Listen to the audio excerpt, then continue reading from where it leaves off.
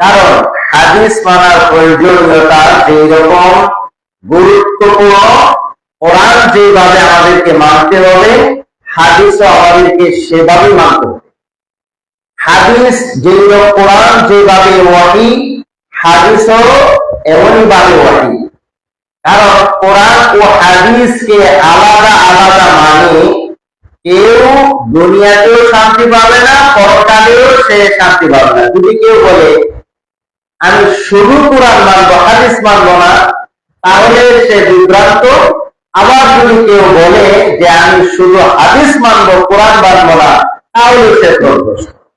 কিন্তু আহলুস সুন্নাহ ওয়াল জামাআর আকীদা, আহলুস সুন্নাহ ওয়াল জামাআহ সিরাতে মুস্তাকিমের উপরে টিকে থাকতে হলে আমাদেরকে যেটা করতে হবে সেটা হলো যে আমরা কোরআন মানবো, হাদিসও মানবো। কোরআন ও হাদিস একই সাথে মানতে হবে, তাহলে আপনি সিরাতে মুস্তাকিমের পথ পাবেন।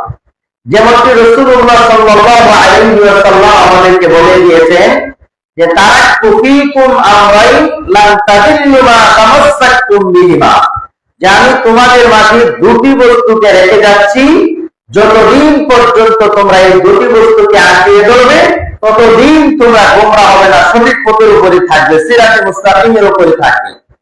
এই দুটি বস্তু বা দুটি জিনিস কি? সেটা একটি হলো আল কোরআন, আরেকটি হলো নবী সাল্লাল্লাহু আলাইহি ওয়াসাল্লামের সুন্নাহ। এই জন্য যদি কেউ সিরাতে মুস্তাকিমের উপরে থাকতে চায় তাহলে অবশ্যই তাকে কোরআন মানতে হবে, হাদিসও মানতে হবে। শুধু যদি বলে যে আমরা আহলুল কোরআন, আমরা কোরআন মানবো, হাদিস মানবো না, তাহলে সে পথভ্রষ্ট। আবার শুধু যদি বলে যে আমরা হাদিস মানবো, কোরআন মানবো না, তাহলে তারা পথভ্রষ্ট। সিরাতে মুস্তাকিমের রাস্তায় দুই দলের কোনো দলই নাই। তবে সিরাতে মুস্তাকিমের উপরে থাকবে শুধু একটি দল, যে দল কোরআন ও হাদিসকে সাথে মানে, কোরআনকেও মানে, হাদিসকেও মানে। আমাদের কোরআনুল কারীমেও কোরআনকেও 14 জায়গায় হাদিস বলা হয়েছে, কোরআনকে হাদিস বলা হয়েছে, হাদিসকে হাদিস বলা হয়েছে প্রায় 14 জায়গায়।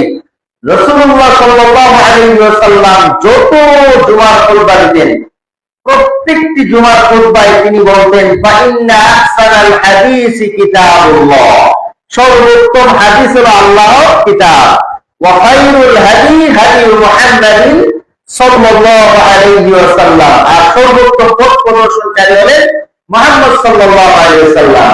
এইজন্য আহসানাল হাদিস, কোরআনকেও আহসানাল হাদিস বলা হয়েছে। তার মানে কেউ যদি বলে যে আমি আহলুল হাদিস, আহলুল হাদিস বলতে তারা শুধু হাদিস মানে বিষয়টা এমন না, তারা আহলুল হাদিস মানে আহলুল কোরআন ওয়াল সুন্নাহ, কোরআন ও সুন্নাহর অনুসারীদেরকে আহলুল হাদিস বলা হয়। এখন অনেক ধরনের যুক্তি দাঁড় করায় যে কোরআন যেভাবে মানে কোরআনের মাঝে তো কোনো ঝামেলা নাই, হাদিসে অনেক ঝামেলা আছে, এই জন্য হাদিস মানা না, হাদিসে কিছু আছে জয়ীফ হাদিস, কিছু আছে সহিহ হাদিস, কিছু আছে জাল হাদিস, কিছু আছে মাওদু হাদিস, কিছু আছে হাসান হাদিস, কিছু আছে হাসান গায়রি হাদিস। হাদিসের অনেক প্রকার, এত ঝামেলা আমার যাওয়ার দরকার নাই, আমি সরল সোজা মানুষ, আমি শুধু কোরআন মানবো, এই কথা বলে সহজ একটা রাস্তা বের করে দেয় যে আমি শুধু কোরআন মানবো, হাদিসের দাম রাখবো না। অথচ হাদিসে ভেজাল আছে, এইগুলা মানুষ ভেজাল আছে, ভেজাল যখন তৈরি করেছেন সেইগুলো থেকে যাচাই বাছাইয়ের মাপকাঠিও মুহাদ্দিসগণ তৈরি করে দিয়েছে। এই জন্য কোন মানুষ যদি হাদিস তৈরি করে, সে এই হাদিসটা সহিহ কিনা, রাসূলের কথা কিনা যাচাইয়ের জন্য মুহাদ্দিসিনে কেরাম অনেকগুলা যারা তাদের হাদিসের বিজ্ঞান, উসুলে হাদিস নামে একটা শাস্ত্রই তারা আবিষ্কার করেছেন। এটাকে বলে হাদিসের বিজ্ঞান। এই বর্তমান যুগে যদি কেউ হাদিস তৈরি করে, রাসূলুল্লাহ সাল্লাল্লাহু আলাইহি ওয়াসাল্লাম থেকে নিয়ে ধারাবাহিকতা ঠিক রেখে বিভিন্ন ভাবে যদি কৌশল করে, বিভিন্ন কাজ করে কোন হাদিস তৈরি করে সমাজে থাকতে চায়, যারা উলুমুল হাদিসের ছাত্র, উসুলে হাদিসের ছাত্র, তারা 5 মিনিটের ভিতরে বের করে দিলে এই হাদিসটা সঠিক কিনা। কারণ রাসূল সাল্লাল্লাহু আলাইহি ওয়াসাল্লামের হুবহু জীবনী তারা সংরক্ষণ করেছেন এবং সঠিকভাবে মানুষের সামনে সেটা উপস্থাপন করেছেন, সংকলন করেছেন। এই জন্য অবশ্যই আমাদেরকে হাদিস মানতে হবে। যদি বলি যে রাসূলুল্লাহ সাল্লাল্লাহু আলাইহি ওয়াসাল্লামের যুগে হাদিস সংরক্ষণ হয় নাই, তাহলে এই জন্য আমরা হাদিস মানবো না, এই বিষয়টাও একটা আপনার খোলা যুক্তি দিয়ে এই বিষয়টা বলে চালিয়ে দিতে চাই যে রাসূল সাল্লাল্লাহু আলাইহি ওয়াসাল্লামের যুগে হাদিস ছিল না বা হাদিসগুলোকে জমা করা হয় নাই, রাসূল নিষেধ করেছেন, বিভিন্ন নানা যুক্তি দিয়ে। তো আসলে মূল বিষয় হলো যে আল্লাহ রাসূল সাল্লাল্লাহু আলাইহি ওয়াসাল্লাম যে হাদিসগুলো, যে আল্লাহর বাণী, হাদিসগুলো যে ওয়াহী, সেটার দলিল কিন্তু কোরআনে আছে। আল্লাহ রাব্বুল আলামিন বলেন, ওয়া মা ইয়ানতিকু আনিল হাওয়া ইন হুয়া ইল্লা ওয়াহয়ুন ইউহা। আল্লাহ বলেন যে ওয়া মা ইয়ানতিকু আনিল হাওয়া, তিনি হাওয়ার থেকে কোনো কথা কখনো বলেন না। রাসূল সাল্লাল্লাহু আলাইহি ওয়াসাল্লাম নিজে থেকে কোনো কথা কখনো বলেন না। ইন হুয়া ইল্লা ওয়াহয়ুন ইউহা, যখন তার কাছে আল্লাহ প্রদত্ত ওয়াহী আসে তখনই তিনি হাদিস বলেন, কথা বলেন। তার মানে কোনটা কোরআন কোনটা হাদিস সেটার পার্থক্য অবশ্যই আছে। তারপরে হাদিস যে মানতে হবে সেটা কোরআনই বলে দিয়েছেন। কোরআনুল কারীমে সূরা কিয়ামার 19 নম্বর আয়াতে আল্লাহ রাব্বুল আলামিন বলেন, সুম্মা ইন্না আলাইনা বায়ানা, যে আপনার উপরে কোরআনকে নাযিল করেছি, আপনি কোরআনকে সুস্পষ্ট ব্যাখ্যা দিয়ে বিশ্লেষণ করে মানুষকে বুঝিয়ে দিবেন। তার মানে হাদিস হলো কোরআনের ব্যাখ্যা। এরপরে আল্লাহ রাব্বুল আলামিন সূরা নাহলের 40 নম্বর আয়াতে আল্লাহ বলেন, ওয়া আনজালনা ইলাইকা যিকরা লিতুবাইয়িনা লিন-নাসি মা নুযিলা ইলাইহিম লাআল্লাহুম ইয়াতাফাক্কারুন। ওয়া আনজালনা ইলাইকা যিকরা, আমি আপনার নিকট অবতীর্ণ করেছি, জিকির মানে এখানে কোরআনকে বোঝানো হয়েছে, লিতুবাইয়িনা লিন-নাস, কেন আমি সেটা আপনার কাছে প্রেরণ করেছি, অবতীর্ণ করেছি, যাতে আপনি মানুষদেরকে বুঝাইতে পারেন, বর্ণনা করতে পারেন। এরপরে সূরা বাকারা 151 নম্বর আয়াতে আল্লাহ রাব্বুল আলামিন বলেন, লাকাদ আরসালনা ফীকুম রাসূলান মিনকুম ইয়াতলু আলাইকুম আয়াতিনা ওয়া ইউযাক্কিকুম ওয়া ইউআল্লিমুকুমুল কিতাবা ওয়াল হিকমা। আল্লাহ বলেন, আরসালনা ফীকুম রাসূলা, আমি আল্লাহ তোমাদের নিকট প্রেরণ করেছি একজন রাসূল। তিনি কি করবেন? ইয়াতলু আলাইকুম, তিনি তোমাদেরকে তেলাওয়াত করবেন তোমাদের মাঝে, আয়াতিনা, আমাদের আয়াতসমূহ, অর্থাৎ কোরআন তিনি তেলাওয়াত করবেন, ওয়া ইউযাক্কিকুম, তোমাদেরকে পরিশুদ্ধ করবেন, ওয়া ইউআল্লিমুকুমুল কিতাব ওয়াল হিকমা, তোমাদেরকে শিক্ষা দিবেন, কিতাব মানে কোরআন, ওয়াল হিকমা এবং পর্দা। এখন কোরআন এবং হিকমত শিক্ষা দিবেন। কোরআন তো আমরা পেলাম, হিকমত রাখি। হিকমত, এই আয়াতে দুটি জিনিসের কথা বলা হয়েছে। রাসূল তোমাদেরকে শিক্ষা দিবেন কোরআন এবং হিকমত। এখন কোরআন রাসূল শিক্ষা দিবেন, হিকমত রাখি, হিকমতটাই হলো সুন্নাহ বা হিকমতটাই হলো হাদিস। এই জন্য কোরআন মানার পাশাপাশি হাদিস মানতে হবে। এরপরে রাসূলুল্লাহ সাল্লাল্লাহু আলাইহি ওয়াসাল্লামের আরেকটি হাদিস থেকে আরো স্পষ্ট হয়ে যায়। আর মিকদাদ ইবনে মাদি কারীব আল-কিন্দি রাদিয়াল্লাহু তাআলা আনহু قال قال رسول الله সাল্লাল্লাহু আলাইহি ওয়াসাল্লাম, মিকদাদ ইবনে মাদি কারীব থেকে বর্ণিত, তিনি বলেন রাসূলুল্লাহ সাল্লাল্লাহু আলাইহি ওয়াসাল্লাম বলেছেন, আলা ইন্নী উতীতুল কিতাবা ওয়া মিসলাহু মাআহু, জেনে রাখো, সাবধান, আমাকে আল্লাহ কোরআন দিয়েছেন, কিতাব দিয়েছেন, পাশাপাশি তার মতো একটা জিনিস দান করেছেন। তার মানে কোরআনের পাশাপাশি যা দান করেছেন সেটা হলো হাদিস। এই জন্য কেউ যদি বলে যে হাদিসের অস্তিত্ব নাই, তাহলে হাদিসের অস্তিত্ব তো কোরআন থেকে হাদিসের অস্তিত্ব প্রমাণ পাওয়া যায়। তো হাদিসের অস্তিত্ব কোরআনে আছে, হাদিসের অস্তিত্ব রাসূলুল্লাহ সাল্লাল্লাহু আলাইহি ওয়াসাল্লাম নিজেই বলে গিয়েছেন যে আমাকে কোরআনের পাশাপাশি অনুরূপ একটা জিনিস দেওয়া হয়েছে, সেটা কোরআনের অনুরূপ। এবার আসুন যে অনেকেই শুধু যদি কোরআন মানতে চান, কোরআনুল কারীমের অনেক বিষয় কোরআনে বর্ণিত হয়েছে যার বিস্তারিত কোনো বিবরণ কোরআনে নেই। এখন যারা কোরআন মানতে চান, হাদিস মানতে চান না, তারা যদি মৃত্যুবরণ করে তাদেরকে জানাজা করবে কিভাবে, কোরআন থেকে দেখাতে বলেন। তাদেরকে কোথায় দাফন করবে, কোরআন থেকে দেখাতে বলেন। তাদেরকে কিভাবে কাফন করাবে, সেটা কোরআন থেকে দেখাতে বলেন, কিন্তু পারবে না। কোরআন প্রত্যেকটা বিষয়ের শিরোনাম আকারে বর্ণিত হয়েছে, তার ব্যাখ্যা এবং বিশ্লেষণ হিসেবে রাসূলুল্লাহ সাল্লাল্লাহু আলাইহি ওয়াসাল্লাম হাদিসে তা বলে দিয়েছেন। যেমন কোরআনের একটি আয়াত, সূরা মায়েদা 3 নম্বর আয়াত, হুরিমাত আলাইকুমুল মাইতাতু ওয়াদ দাম। আল্লাহ বলেন, আমি তোমাদের জন্য হারাম করেছি মৃত প্রাণী এবং রক্ত। মৃত প্রাণী হারাম করেছেন, রক্ত হারাম করেছেন। অর্থাৎ আল্লাহ বলছেন, আমি তোমাদের জন্য মৃত প্রাণী হারাম করেছি এবং রক্ত হারাম করেছি। তাহলে রক্ত, কলিজা, এটা রক্তের টুকরা।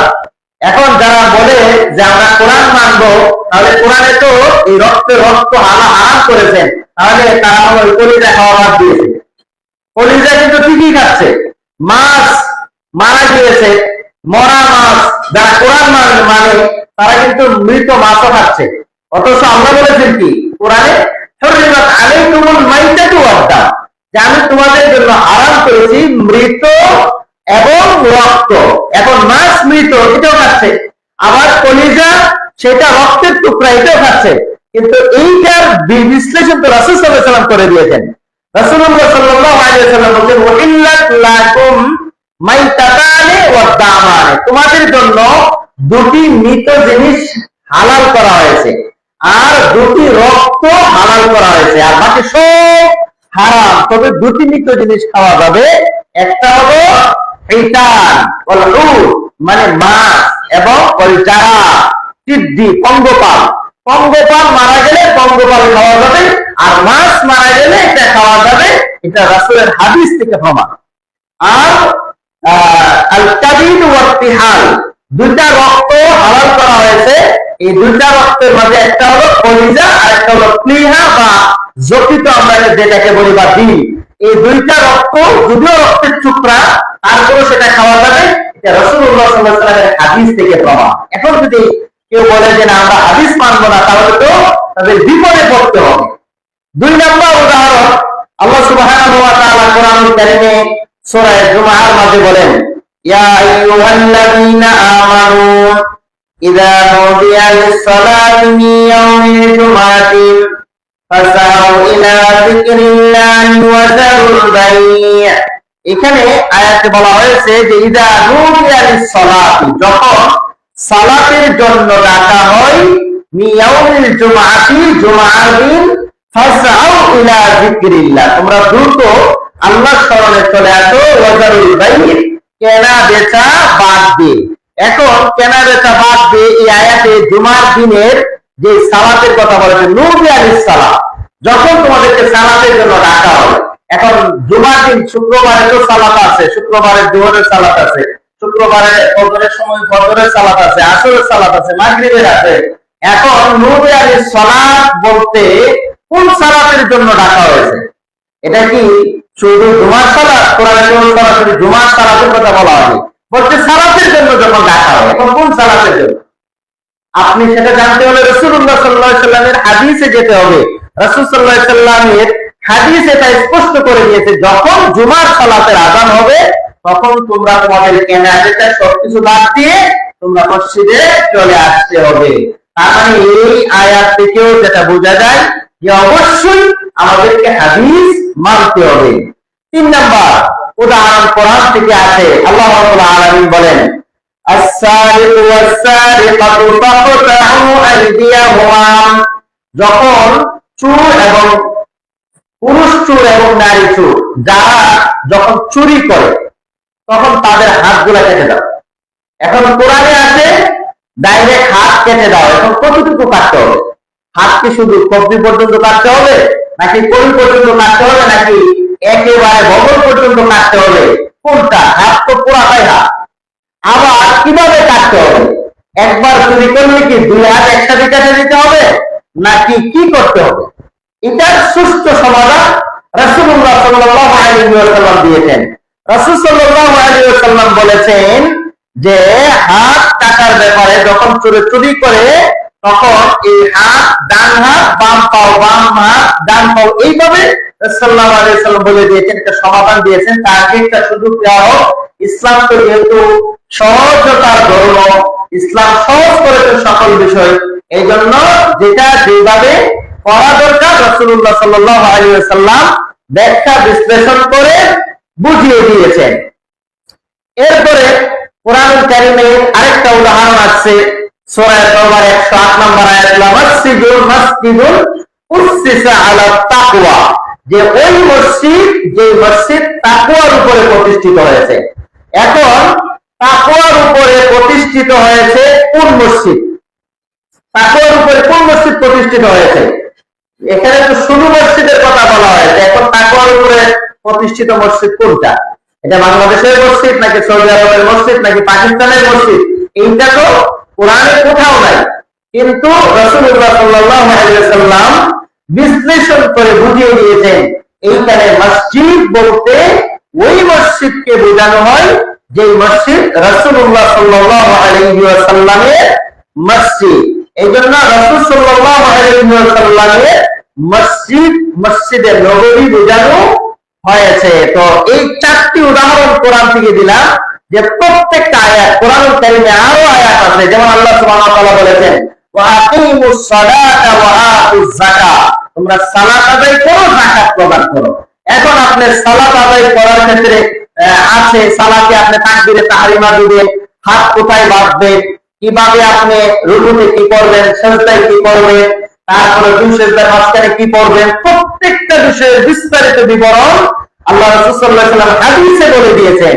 এরপরে বলেছেন যাকাত প্রদানের কথা, শুধু এইটুকুই আছে। এখন যাকাত কতটুকু দিতে হবে, কার উপরে যাকাত দিতে হবে? যারা কোরআন মানে তারা যদি বলে যে যাকাত দাও, এখন যাকাত কি দিব, যাকাত কি সম্পদ দিব, এটা নিয়ে তারা বিপাকে পড়তে হবে। অবশ্যই হাদিসের কাছে যেতে হবে। কোরআনুল কারীমে আছে ওয়ালিল্লাহি আলান নাসি হিজ্জুল বাইতি মান ইসতাতা ইলাইহি সাবিলা, যে আল্লাহর ঘরে যারা যাওয়ার সামর্থ্য আছে তারা যেন হজ করে। এখন হজ কিভাবে করবে, হজের পূর্ণাঙ্গ বিবরণ রাসূলুল্লাহ সাল্লাল্লাহু আলাইহি ওয়াসাল্লাম নিজে করেছেন এবং নিজে জমা করে মানুষদেরকে শিখিয়ে গিয়েছেন প্র্যাকটিক্যালে, সাহাবীরা সেটা সংরক্ষণ করেছেন, সেইটা অনুযায়ী আমল করতে হবে। এখন যদি বলে যে না কোরআন মানবো, হাদিস মানবো না, তাহলে সে হজের নিয়মাবলী কোথায় পাবে? তো এরপরে কিছু হাদিস সংকলন সংক্রান্ত, যে হাদিস সংকলন করা সংক্রান্ত কিছু অভিযোগ তোলা হয়। 1 নম্বর অভিযোগ হলো যে কোরআন যেভাবে লেখা হয়েছে হাদিস সেভাবে লিখিত আকারে সংরক্ষণ হলো না কেন? কোরআন তো একটা পূর্ণাঙ্গ পান্ডুলিপি আছে, কিন্তু হাদিস লেখা হলো না কেন? 2 নম্বর যুক্তি দেওয়া হয় রাসূল সাল্লাল্লাহু আলাইহি ওয়াসাল্লাম হাদিস লিখতে নিষেধ করেছেন। শরীয়তে যদি হাদিস যদি শরীয়তের দলিল হতো তাহলে রাসূল সাল্লাল্লাহু আলাইহি ওয়াসাল্লাম অবশ্যই হাদিস লেখার নির্দেশনা দিতেন। 3 নম্বর খোলাফায়ে রাশিদিনের দিকে হাদিস জমা করলো না কেন? এরপরে 4 নম্বর যুক্তি তোলা হয় যে এতদিন পর হাদিস জমা হওয়া হাদিস কিভাবে, রাসূলুল্লাহ সাল্লাল্লাহু আলাইহি ওয়াসাল্লামের হাদিস, এগুলো আমরা বুঝবো কিভাবে? এরকম নানা মন্তব্য তুলে দেওয়া হয়। তো এখন যে প্রথম যে অভিযোগটা করা হয়, কোরআন যেভাবে সংকলন করা হয়েছে হাদিস সেভাবে সংকলন করা হলো না কেন? তো কোরআনুল কারীম সাহাবীরা সেটা সংরক্ষণ করতেন। সাহাবীরাদের মাঝে প্রত্যেককে আল্লাহ সুবহানাহু ওয়া তাআলা আরববাসীদের কাছে রাসূলুল্লাহ সাল্লাল্লাহু আলাইহি ওয়াসাল্লাম কি কেন প্রেরণ করেছেন এটা একটা বিষয় আছে। আল্লাহ সুবহানাহু ওয়া তাআলা আরবদের কাছে কেন রাসূল সাল্লাল্লাহু আলাইহি ওয়াসাল্লামকে প্রেরণ করেছেন এই জিনিসটা বুঝতে হবে আগে। আরবদের সবচেয়ে বেশি শক্তি হলো তাদের স্মৃতি শক্তি, মানে বেশি সংরক্ষণ শক্তি তাদের বেশি। আরবরা মানুষের বংশ পরস্পর মানুষের নামের সিলসিলা বলার পাশাপাশি একটা গোড়ার সিলসিলাও তারা বলতে পারে। একটা গোড়া এই আজ থেকে 500 বছর আগেও যদি কোনো গোড়া জন্মগ্রহণ করে থাকে, এই গোড়ার বংশধর কিভাবে আসছে, তাদের নাম রাখা ওইভাবে আস্তে আস্তে আস্তে আস্তে তাদের পর্যন্ত যে গোড়া, ওই গোড়ার নাম পর্যন্ত তারা বলতে পারতো, বংশ সিলসিলা, কালার, রং কেমন ছিল এগুলো বলে দিতে পারতো। এই জন্য আল্লাহ সুবহানাহু ওয়া তাআলা আরববাসীদের কাছে নবী মুহাম্মদ সাল্লাল্লাহু আলাইহি ওয়াসাল্লাম প্রেরণ করেছেন, যেন তারা আপনার সংরক্ষণ শক্তি শুনে তা মুখস্থ করতে পারে। এই জন্য কোরআন লিখে রাখতেন আর হাদিস তারা সংরক্ষণ করে রাখতেন, মুখে শুনে তারা বিভিন্ন ভাবে হেফজ করে রাখতেন, যাতে করে এই শোনার মাধ্যমে, মুখস্থ করার মাধ্যমে কোরআন এবং হাদিস একত্রিত না হয়ে যায়। আর রাসূলুল্লাহ সাল্লাল্লাহু আলাইহি ওয়াসাল্লাম প্রথম অবস্থায় হাদিস লিখতে নিষেধ করেছেন, এরকম একটা হাদিস আছে। তো এই হাদিসটা লিখতে কেন নিষেধ করেছেন? যখন কোরআন লেখা হচ্ছে তখন যদি হাদিসও লেখা হয় তাহলে কোরআন এবং হাদিসের সংমিশ্রণ হয়ে যেতে পারে। এই জন্য রাসূলুল্লাহ সাল্লাল্লাহু আলাইহি ওয়াসাল্লাম প্রাথমিক অবস্থায় হাদিস লিখতে নিষেধ করেছেন, কিন্তু এর পরবর্তীতে অসংখ্য দলিল আছে, যে দলিলের মাধ্যমে রাসূল সাল্লাল্লাহু আলাইহি ওয়াসাল্লামের জীবদ্দশায় অনেক দলিল আছে। রাসূল সাল্লাল্লাহু আলাইহি ওয়াসাল্লাম পরবর্তীতে বলেছেন যে হাদিস লিপিবদ্ধ করার জন্য। যেমন প্রথম নম্বর দলিল যেটা আছে সুনানে আবু দাউদের হাদিস, আব্দুল্লাহ ইবনে আমর রাদিয়াল্লাহু আনহু থেকে বর্ণিত, তিনি বলেন যে আমি মুখস্থ করার উদ্দেশ্যে রাসূলুল্লাহ সাল্লাল্লাহু আলাইহি ওয়াসাল্লামের কাছে যেতাম এবং যা শুনতাম তা লিখতাম, কিন্তু এক কুরাইশ আমাকে নিষেধ করলো, বললো যে তুমি এগুলা লিখে না, রাসূল সাল্লাল্লাহু আলাইহি ওয়াসাল্লাম এগুলা লিখতে নিষেধ করেছেন। তখন আমি আর লিখি নাই। তো পরবর্তীতে রাসূলুল্লাহ সাল্লাল্লাহু আলাইহি ওয়াসাল্লামকে যখন এই বিষয়টা জানানো হলো, তখন রাসূল সাল্লাল্লাহু আলাইহি ওয়াসাল্লাম বললেন যে অবশ্যই তুমি লিখবে, তুমি লেখো, ফাওয়াল্লাযী নাফসি বিয়াদি, ওই সত্তার কসম যার হাতে আমার প্রাণ, মা ইয়াখরুজু মিনহু ইল্লা বিহা, আমার মুখ থেকে সত্য কথা ছাড়া কোনো কথা বের হয় না। অর্থাৎ আমি যা বলি অবশ্যই সত্য কথা, কারণ কোরআনুল কারীমে আছে ওয়ালাউ তাকাওয়ালা আলাইনা বাদাল আকাবির, যদি রাসূল নিজে থেকে কোনো কথা বলতেন তাহলে রাখাতনা মিনহু বিল ওয়াকিল, আল্লাহ তাআলা তার কণ্ঠনালীকে চেপে ধরতেন, এবং সুম্মা লাকাতানা মিনহুল ওয়াকিল, এরপরে আল্লাহ তাআলা তাকে চেপে ধরতেন যদি রাসূলুল্লাহ সাল্লাল্লাহু আলাইহি ওয়াসাল্লাম নিজে থেকে বানিয়ে কোনো কথা বলতেন।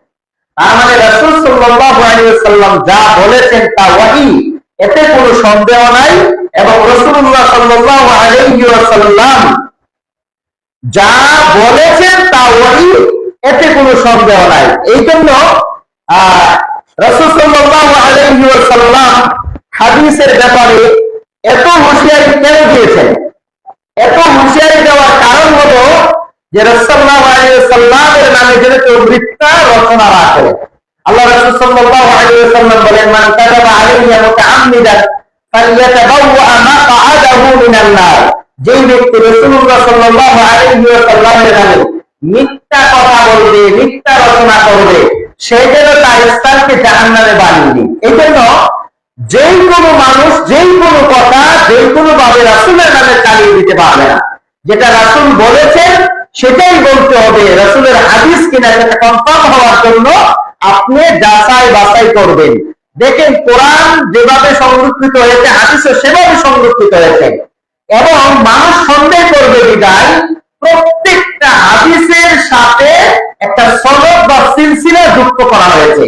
এই বাংলাদেশের এই উপমহাদেশে হাদিস কিভাবে এসেছে, এই উপমহাদেশে, ভারতীয় উপমহাদেশে যত মাদ্রাসাগুলো আছে, আলিয়া মাদ্রাসা বলেন, কওমি মাদ্রাসা বলেন, হাদিসি মাদ্রাসা বলেন, যত মাদ্রাসা আছে সমস্ত মাদ্রাসায় যে হাদিস শিক্ষা দেওয়া হয়, এই হাদিসের যে উস্তাদ আছে, সেই প্রত্যেকটা উস্তাদের একটা হাদিসের সনদ আছে। উনি হাদিস কার কাছে বলেছে, উনি কার কাছে বলেছে, উনি কার কাছে বলেছে, উনি কার কাছে বলেছে, এইভাবে সনদ এবং সিলসিলা সূত্র যেতে যেতে এই ভারতীয় উপমহাদেশের সনদের মূল সূত্র হলো শাহ ওলিউল্লাহ মুহাদ্দিস আদ-দেহলভী রাহিমাহুল্লাহ পর্যন্ত যেতে গেছে। শাহ ওলিউল্লাহ মুহাদ্দিস দেহলভী থেকে এইভাবে যেতে যেতে যেতে যেতে যেতে একেবারে ইমাম বুখারী পর্যন্ত গিয়েছে, মুসলিমের ইমাম মুসলিম পর্যন্ত গিয়েছে, আবু দাউদের সনদের সূত্র আবু দাউদ পর্যন্ত গিয়েছে।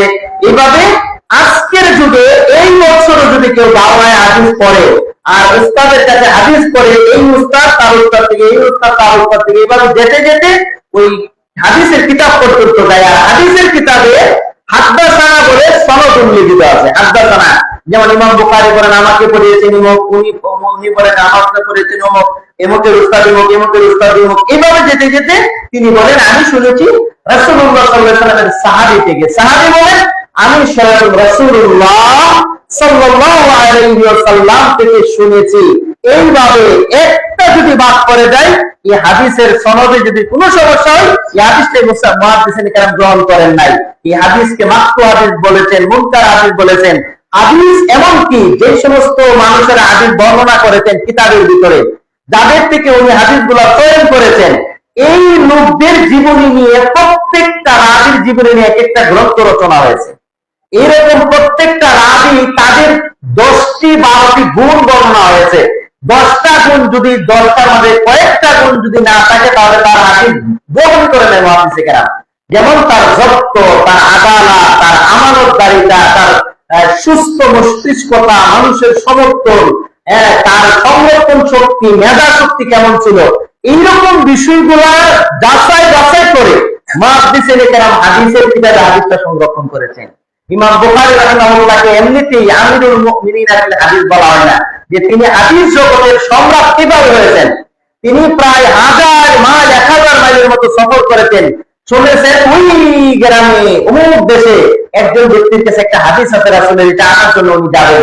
1 মাস তারা সফর করেছেন, শুকনা খাবার খেয়েছেন, মানে নদীর পানি খেয়েছেন। এইভাবে কষ্ট করে হেঁটে সফর করে গিয়ে দেখেন ওই ব্যক্তি সে নিচে একটা টুকরি রেখেছেন আর উপরে আরেকটা জুমনি রেখে সে তার গরুকে ডাকতেছেন, মানে গাছ আছে বুঝাচ্ছেন, এইভাবে ডাকতেছেন যে গাছ দেওয়া হবে, কাছে আসো। আসার পরে গরুকে ধরলেন। তো ইমাম বুখারী ওই অবস্থায় এই দৃশ্যটা দেখে ফেললেন, গিয়ে বলতেছেন যে আপনি এটা করলেন কেন? বলতেছে এটা করলাম, তাকে তো ধরতে পারতেছি না, কাছে গেলে দৌড় মারবে, এই জন্য এখানে বোঝালাম যে এখানে গাছ আছে, আমি এই কৌশল করে থাকে একটু আমরা বললাম। তখন আমরা হয়তো অনেক সময় বাইরে মেহমান আসলে মুরুখ ধরার জন্য বিভিন্ন কৌশল অবলম্বন করি, দু একটা খাবার দিই, তারে বোঝাই যে তোমাকে খাবার দিতেছি, এইভাবে করে ঘরে দরজা বন্ধ করে ধরি না। তো এই দৃশ্যটা ইমাম বুখারী রাহিমাহুল্লাহ দেখার পরে তিনি বলতেছেন নাউজুবিল্লাহ, যেই ব্যক্তি একটা হাইওয়ান প্রাণীকে ধোঁকা দিতে পারে, সে রাসূল সাল্লাল্লাহু আলাইহি ওয়াসাল্লামের হাদিসকে ধোঁকা দিবে না, এটা কি করে হয়? এই জন্য ওই ব্যক্তির হাদিস সত্য হাদিস থাকা সত্ত্বেও ইমাম বুখারী 4টি হাদিস গ্রহণ করেন নাই। এইভাবে কয়েক লক্ষ হাদিস তিনি জমা করেছেন বিভিন্ন জন থেকে।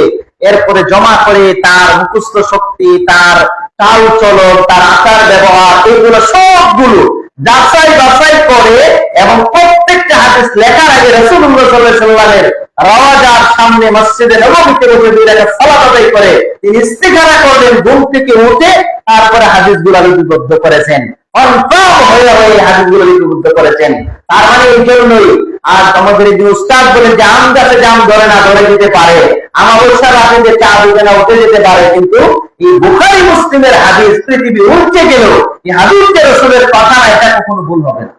অর্থাৎ রাসূল সাল্লাল্লাহু আলাইহি ওয়াসাল্লামের হাদিস, রাসূল সাল্লাল্লাহু আলাইহি ওয়াসাল্লাম স্বয়ং মুখ থেকে এই কথা বলেছেন, এটার নাম হলো বুখারী মুসলিমের হাদিস। বুখারী মুসলিমের হাদিস, বুখারীর শুরুতে ইমাম বুখারীর সহিহ শব্দটা উল্লেখ করতে সহিহুল বুখারী, মুসলিমের শুরুতে সহিহুল মুসলিম এই শব্দটা উল্লেখ করেছেন। মূল কারণ হলো যে এইখানে সরাসরি তারা হাদিস গুলাকে যাচাই বাছাই করে, কষ্টি পাথর দিয়ে যাচাই বাছাই করে হাদিস উল্লেখ করেছেন।